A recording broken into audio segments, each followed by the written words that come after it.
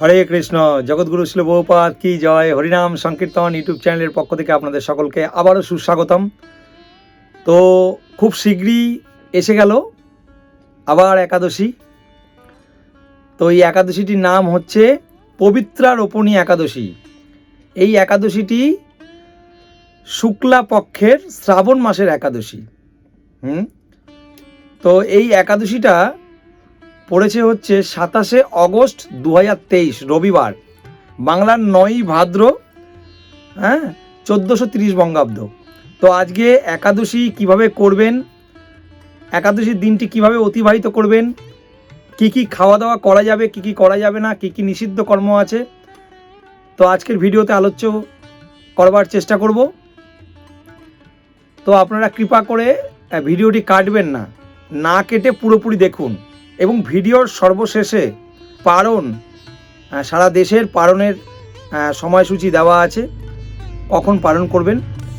এবং এই ভিডিওর বিশেষ আকর্ষণ সেটা হচ্ছে এই একাদশীর বিশেষ মাহাত্ম্য। এই একাদশী করবার ফলে রাজা মহিজিৎ কিভাবে পুত্র সন্তান লাভ করলো লোমশ মুনির কৃপায়, এটি খুব আকর্ষণীয় বিষয়। তো ভিডিওটি না কেটে আবারও বলছি পুরোপুরি দেখুন, তাহলে বিষয়টা পুরোপুরি জানতে পারবেন। হরে কৃষ্ণ।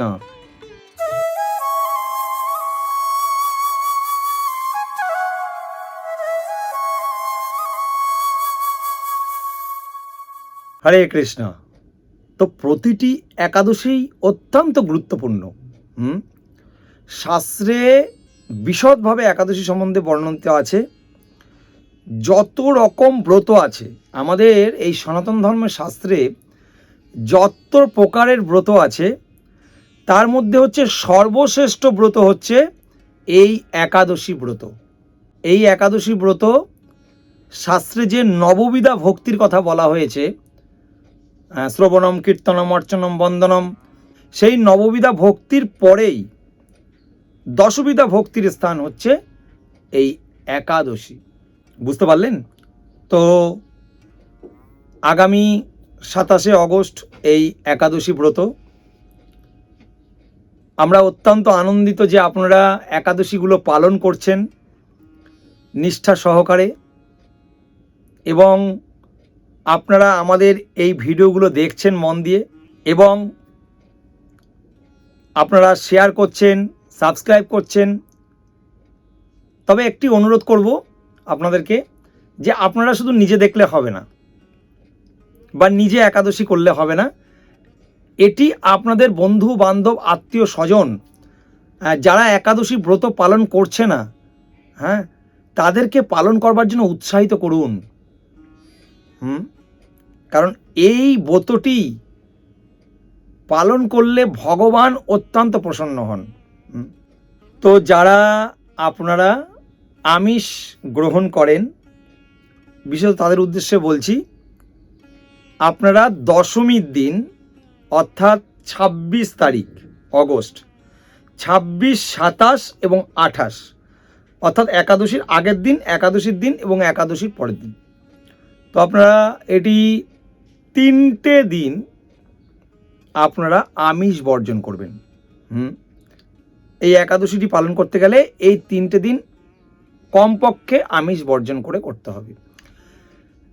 দশমীর দিন আপনারা ভগবানের সামনে সংকল্প করবেন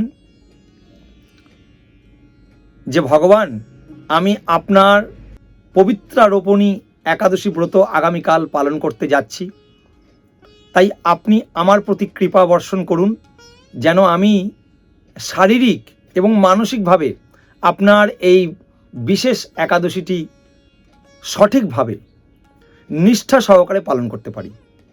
এটি ভগবানের কাছে বলুন এবং কৃপা ভিক্ষা করুন।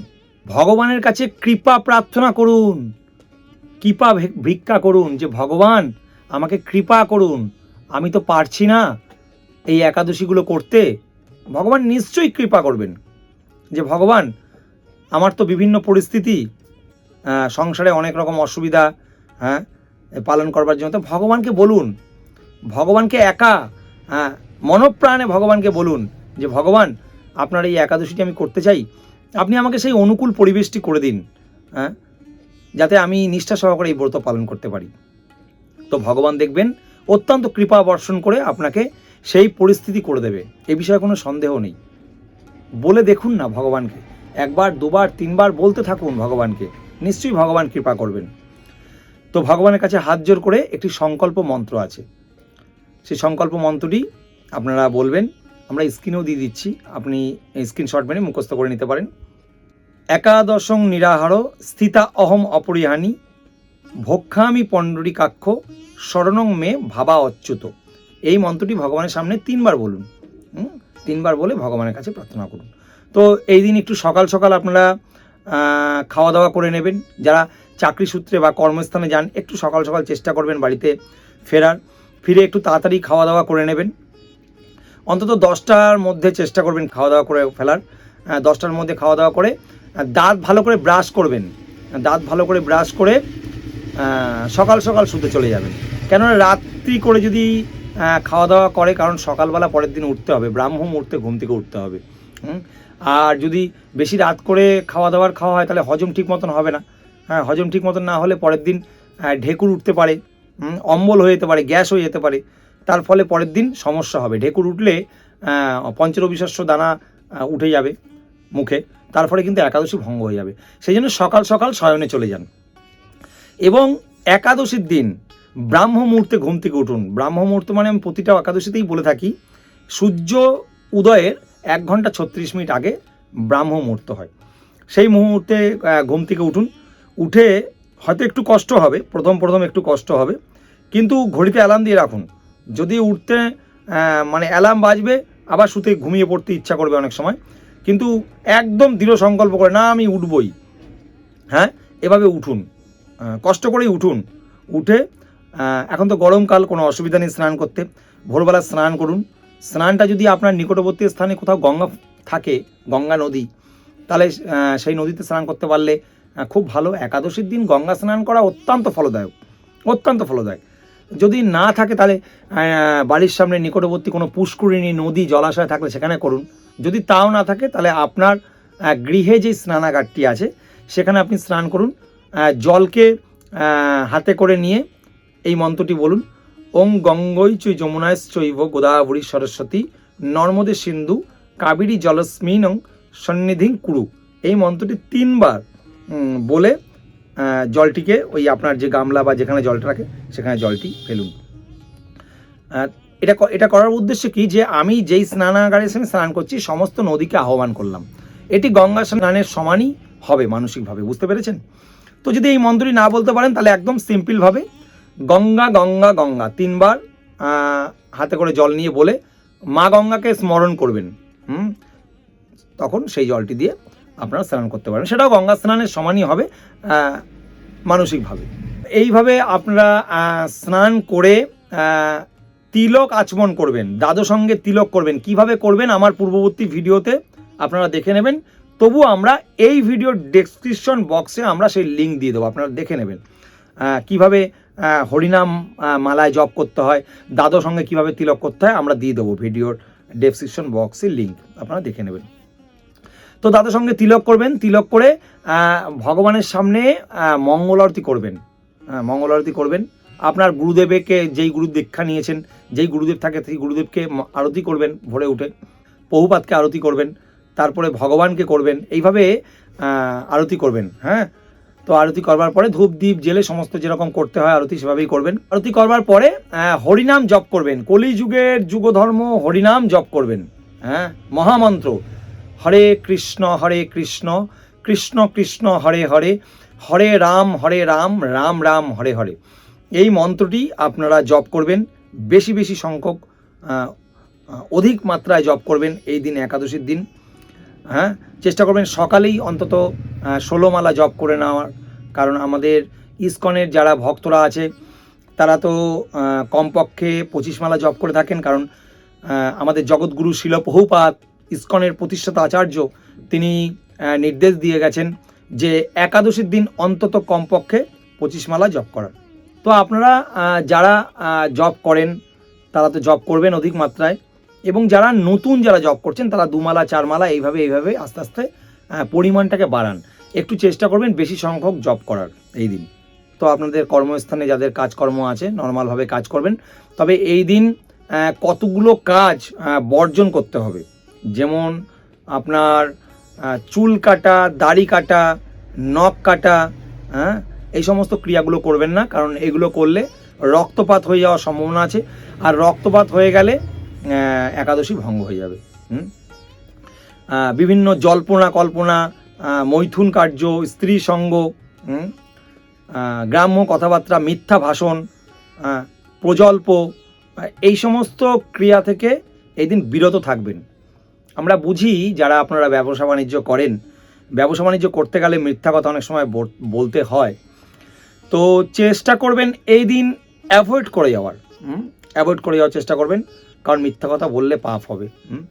তো এই দিন কি করতে হবে, এই দিন বেশি সংখ্যক গ্রন্থ পড়তে হবে, জপ করতে হবে, সাধুগুরু বৈষ্ণবের সঙ্গ করতে হবে। যদি আপনার নিকটবর্তী স্থানে কোনো ইস্কন মন্দির থাকে সেখানে গিয়ে আপনি সাধুসঙ্গ করতে পারেন। প্রবীণ যারা সাধু আছে তাদের মুখ থেকে হরিকথা আস্বাদন করতে পারেন। অর্থাৎ কৃষ্ণ চেতনায় দিনটিকে অতিবাহিত করতে হবে। আপনি রাস্তাঘাটে যাচ্ছেন, আপনার কাজে কর্মস্থানে যাচ্ছেন, সেখানে মনে মনে হরে কৃষ্ণ কৃষ্ণ কৃষ্ণ হরে হরে, হরে রাম রাম রাম হরে হরে, এইভাবে মনে মনে জপ করতে পারেন। সেই সময় যদি অসুবিধা থাকে মালায় জপ দরকার নেই, মনে মনে জপ করুন। যেটা জপ করার সেটা তো গৃহে বসে আপনি জপ করেছেন, এবং আপনি অফিস থেকে ফিরেও জপ করবেন বাড়িতে এসে। চেষ্টা করবেন বেশি সংখ্যক জপ করার, গ্রন্থ পড়ার। শিল প্রভুপাদের গ্রন্থে স্বয়ং শিল প্রভুপাদ বিরাজ করছেন। শিল প্রভুপাদের গ্রন্থ হচ্ছে শিল প্রভুপাদ থেকে অভিন্ন। আপনারা যদি শিল প্রভুপাদের গ্রন্থের তাৎপর্যগুলো পড়েন, যেমন বিভিন্ন লীলা পুরুষোত্তম শ্রীকৃষ্ণ, ভগবদ গীতা যথাযথ, শ্রীমদ্ ভাগবতম, চৈতন্য চরিতামৃত, এই যে তাৎপর্যগুলো পড়লে না এত আনন্দ হবে, আর মনে হবে যেন আপনার শিল প্রভুপাদ স্বয়ং সাক্ষাৎ আপনার সামনে আছে। এত সুন্দরভাবে তাৎপর্য করা আছে, আর আপনি একটা দৈবিক একটা শক্তি আপনি পাবেন। একবার পড়ে দেখুন একবার তাৎপর্যগুলো শিল প্রভুপাদের গ্রন্থের, খুব আনন্দ পাবেন, ভীষণ আনন্দ পাবেন। আর সব থেকে বড় যেটা বিষয়, যেটি মেন বিষয়, আপনি যখন গ্রন্থগুলো পড়বেন তখন আপনার সেই চেতনাটা, সেই ভাবটা, যেটা আমরা বারবার বলি যে একাদশীর দিন কৃষ্ণ চেতনায় থাকতে হবে, কৃষ্ণ ভাবনাময় হয়ে থাকবে, একদম ডেফিনেটলি আপনার কৃষ্ণ ভাবনাময় ভাব এসে যাবে। আপনি গ্রন্থ পড়লে আপনি বুঝতে পারবেন, পড়ে দেখুন, বিশেষত তাৎপর্যগুলো পড়বেন, এত সুন্দরভাবে শিল প্রভুপাদ তাৎপর্য করেছে।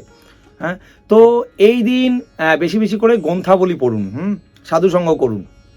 শাস্ত্রে উল্লেখ আছে রাত্রি জাগরণের, তো যদি সম্ভব হয় আপনারা হরিবাসর করতে পারেন। আমাদের অনেক সিনিয়র ডিভোটিস আছেন যারা রাত্রি করে রাত জাগরণ থাকে একাদশীর, অনলাইনের মাধ্যমে ক্লাসগুলো হয়, বিভিন্ন লীলা সেগুলো বলেন, সেগুলো আপনারা শ্রবণ করতে পারেন অনলাইনের মাধ্যমে মোবাইলে।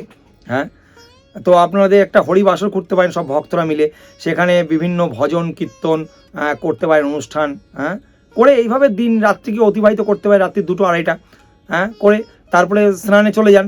স্নানে করে জপ শুরু করুন, 16 মালা জপ করে নিন। জপ শেষ হতে দেখবেন মঙ্গল আরতির সময় হয়ে গেছে, মঙ্গল আরতি করবেন, করবার পরে পারণ করবেন। এভাবে দিনটি অতিবাহিত করতে পারেন। যাদের সামর্থ্য, যাদের দেহের সামর্থ্য আছে এবং যাদের সেই অনুকূল পরিবেশ আছে। যদি না থাকে সেরকম পজিশন, তাহলে করার দরকার নেই, সকাল শয়নে চলে যাবেন। পরের দিন ব্রাহ্ম মুহূর্তে ঘুম থেকে উঠে নির্ধারিত সময়ের মধ্যে পালন করবেন, ঠিক আছে? তো একাদশীর পালন মন্ত্র হচ্ছে অজ্ঞান তিমিরান্ধাস্য ব্রতে নানেন কেশব প্রসিদ সুমুখনাথ জ্ঞানদৃষ্টি প্রদভব। এই মন্ত্রটি ভগবানের সামনে 3 বার বলে পঞ্চরবিশস্য দানা গ্রহণ করে পালন সম্পূর্ণ করবেন। আরেকটি জিনিস যেটি একাদশীর দিন আমরা সব ভিডিওতেই বলে থাকি, পঞ্চরবিশস্য বর্জন করে একাদশী করতে হয়, সেটি হচ্ছে ধান দিয়ে, গম দিয়ে, জব দিয়ে, ভুট্টা দিয়ে এবং তেল জাতীয় জিনিস, এগুলোকে বর্জন করতে হবে। এগুলো বর্জন করে, যেমন ধান দিয়ে বিভিন্ন চাল, মুড়ি, খই, খিচুড়ি, পায়েস, এগুলো খাওয়া যাবে না। গম জাতীয় বিস্কিট, হরলিক্স, এগুলো খাওয়া যাবে না। জব বা ভুট্টা জাতীয় ছাতু, খই, ছাতু, ভুট্টা, এগুলো খাওয়া যাবে না। হ্যাঁ, তেল জাতীয় সরিষার তেল, সয়াবিন তেল, হ্যাঁ, এগুলো কিন্তু চলবে না। তিল তেল চলবে না। ডাল জাতীয় মুগ ডাল, মুসুরির ডাল, মাসকলাই ডাল, খেসারির ডাল, বিভিন্ন সমস্ত ডাল, এগুলো কিন্তু আহার করা যাবে না। তো এই দিন 3টি প্রক্রিয়ায় আপনারা একাদশী করতে পারেন। নির্জলা, সজলা, সফলা। নির্জলা একাদশী আপনারা যদি পারেন করতে পারেন, যদি না পারেন তাহলে জল খেয়ে করতে পারেন, যদি জল খেয়েও অসমর্থ হয় তাহলে ফলমূলাদি খেতে পারেন। এই 3টে অপশনও যদি অসমর্থ হন তাহলে বিকল্প ব্যবস্থা হচ্ছে বিভিন্ন সবজি রন্ধন করতে পারেন, কাঁচকলা দিয়ে, আলু দিয়ে, পেঁপে দিয়ে, বাদাম দিয়ে, সুন্দর করে ক্যাপসিকাম দিয়ে সুন্দর করে আপনারা রসা করতে পারেন, তরকারি সবজি বানিয়ে খেতে পারেন, সাবু পোলাও করতে পারেন, সাবু ভাজা করতে পারেন। তবে সাবুটি দেখতে হবে একদম বিশুদ্ধ সাবু যেন হয়, কোনো রকম ভেজাল যেন না থাকে। এখন অনেক সাবু ভেজাল বেরিয়ে গেছে, সেটা দেখে শুনে আপনারা নেবেন। ইসকনের স্টলে যাবেন, সেখানে অরিজিনাল সাবুটা পেয়ে যাবেন। তো এইভাবে আপনারা এগুলো খেয়েও একাদশী করতে পারেন। তবু আপনারা একাদশী করুন, খাওয়া দাওয়া করেই করুন, পঞ্চরবি শস্য বর্জন করে খাওয়া দাওয়া করেই করুন একাদশী, তবু পালন করুন, স্টাডি করুন। তো রন্ধনের সময় তেলটা কিন্তু ব্যবহার করতে হবে সানফ্লাওয়ার, সূর্যমুখী তেল, অথবা বিশুদ্ধ ঘি বা বাদাম তেল। বাদাম তেল সব জায়গায় সবসময় পাওয়া যায় না, তো সবথেকে কমফোর্টেবল হবে আমার মনে হয় সানফ্লাওয়ার, সূর্যমুখী তেল। ঘিটাও ঠিক আছে, তো এইভাবে করতে পারেন। ঠিক আছে, লবণটা সন্দক লবণ ব্যবহার করবেন, আলাদাভাবে রেখে দেবেন একাদশীর লবণটি, সেখান থেকে নিয়ে রন্ধন করবেন। তো এইভাবে দিনটি কৃষ্ণ চেতনায় অতিবাহিত করতে হবে। ঠিক আছে, পরের দিন ব্রাহ্ম মুহূর্তে ঘুম থেকে উঠে জপ স্নানাদি সেরে, মঙ্গলারতি সেরে, তো নির্ধারিত সময়ের মধ্যে পালনের লিস্টটা আপনারা ভিডিওর লাস্টে আছে, দেখে নেবেন। নির্ধারিত সময়ের মধ্যে আপনারা পালন করে নেবেন। ঠিক আছে, তো এবার আসা যাক এই ভিডিওর মূল আকর্ষণ।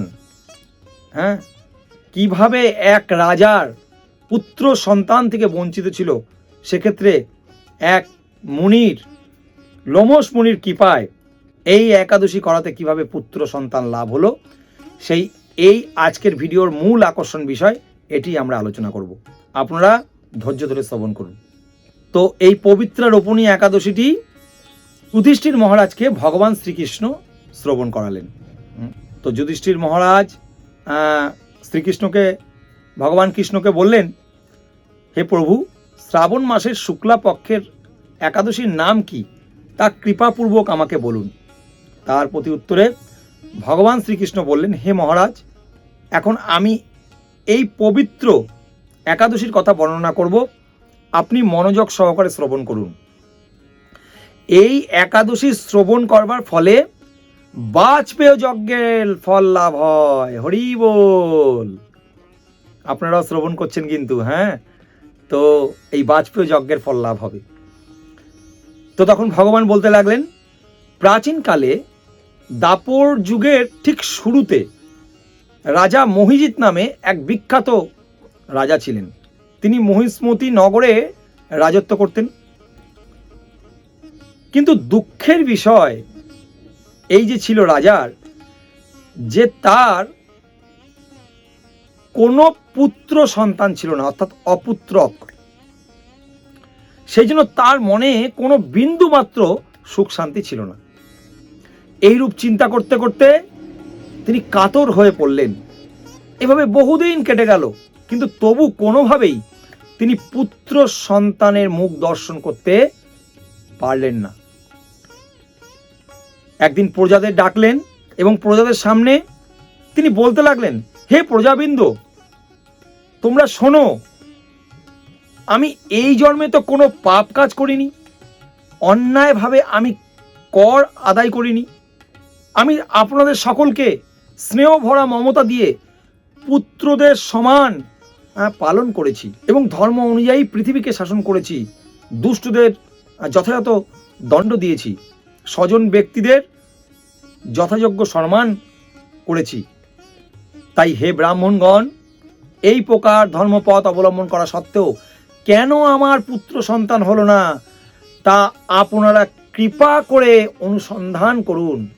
তখন রাজা অত্যন্ত কাতর হয়ে সমস্ত প্রজাদেরকে এই কথা বললেন। তখন সেই রাজ্যের প্রজাগণ অত্যন্ত দুঃখ পেল যে আমাদের রাজা যদি এত কষ্ট পায়, তাহলে আমরা কি করে শান্তিতে থাকব? যেই রাজ্যে রাজা দুঃখী থাকে সেই রাজ্য কখনো সুখী হতে পারে না, প্রজারা কখনো সুখী হতে পারে না।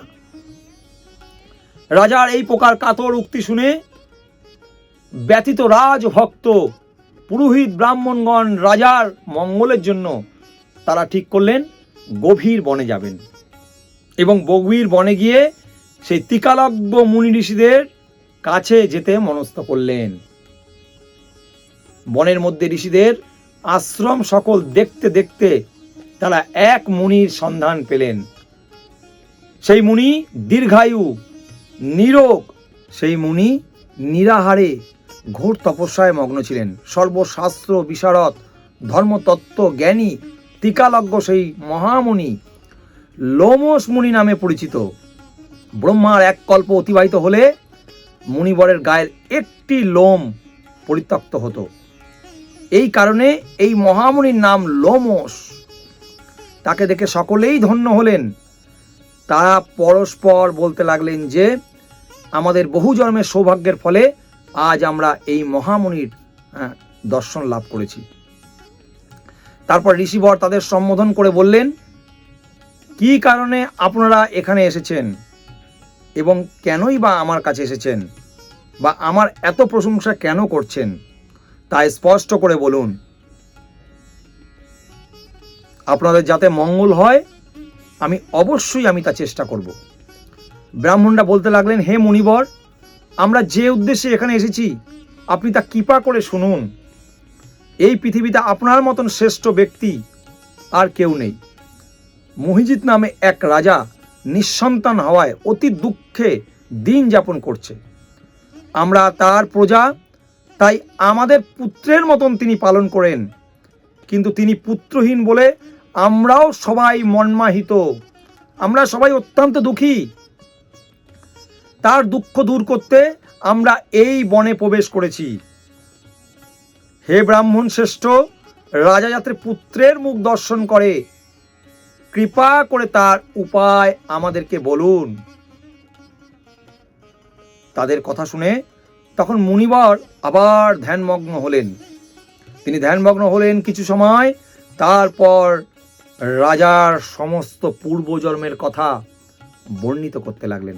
দেখুন, পূর্বজন্মের কর্মফলে শাস্ত্রের কথা থেকে আমাদের এই দৃষ্টান্ত থেকে একটা শিক্ষা হওয়া উচিত যে পূর্বজন্মের কর্মের ফল আমাদের এই জন্মও ভোগ করতে হয়। তার দৃষ্টান্ত হচ্ছে এই মাহাত্ম্য কথাতে। তখন সেই লোমশ মুনি বলতে লাগলেন, এই রাজা পূর্বজন্মে এক দরিদ্র বৈশ্য ছিলেন। একবার তিনি একটি অন্যায় কার্য করে ফেলেন। ব্যবসা করবার জন্য তিনি এক গ্রাম থেকে অন্য গ্রামে যাতায়াত করতেন। এক সময় জ্যৈষ্ঠ মাসের শুক্লা পক্ষের দশমীর দিনে কোথাও যাওয়ার পথে তিনি অত্যন্ত তৃষ্ণার্ত হয়ে পড়েন। গ্রামের একটি প্রান্তে একটি জলাশয় ছিল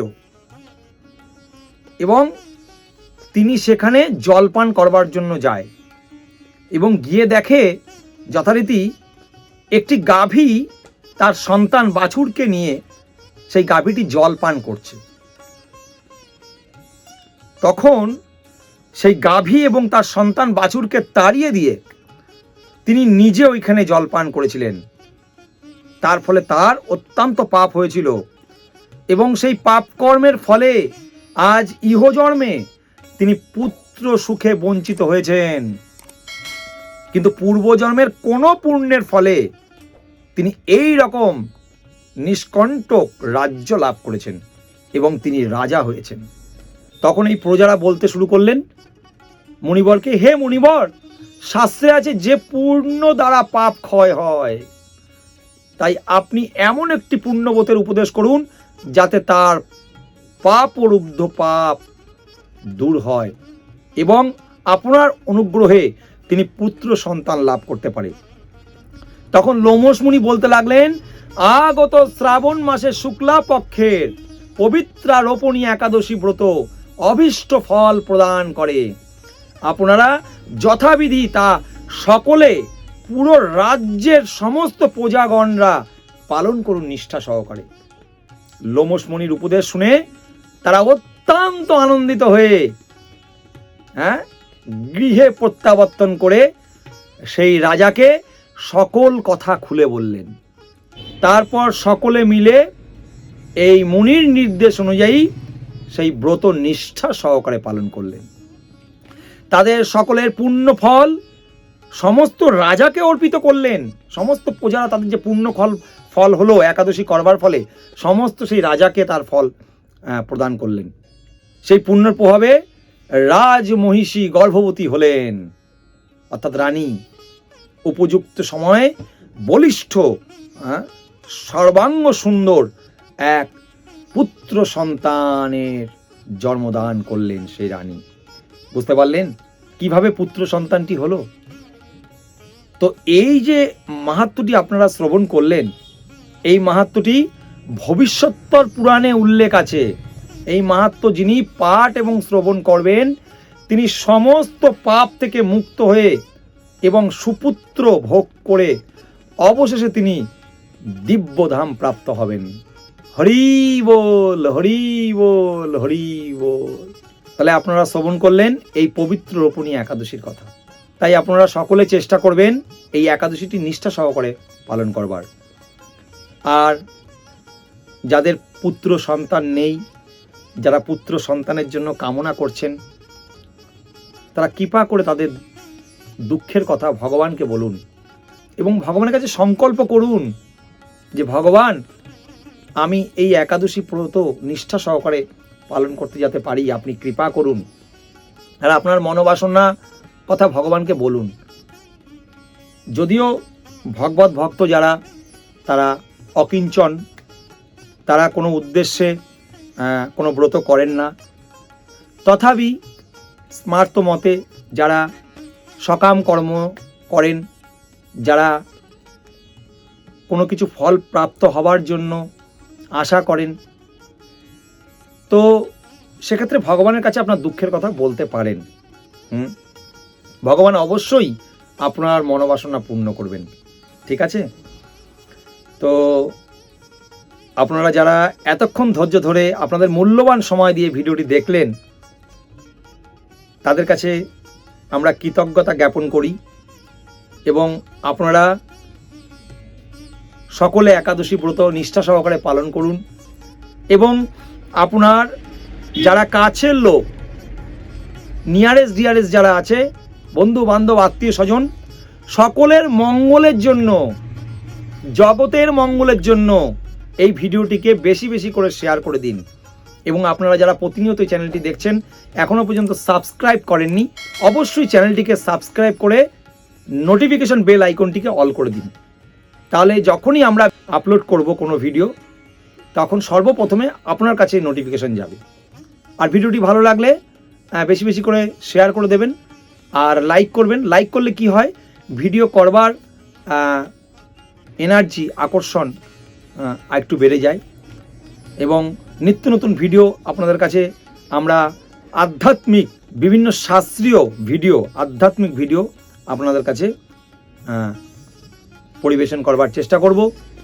তো আপনারা সকলে ভালো থাকবেন, সুস্থ থাকবেন, সদা কৃষ্ণ ভাবনাময় হয়ে থাকবেন। জগৎগুরু শিল প্রভুপাদ কি জয়। নিতাই গৌর সীতানাথ প্রেমানন্দের হরি হরি বল।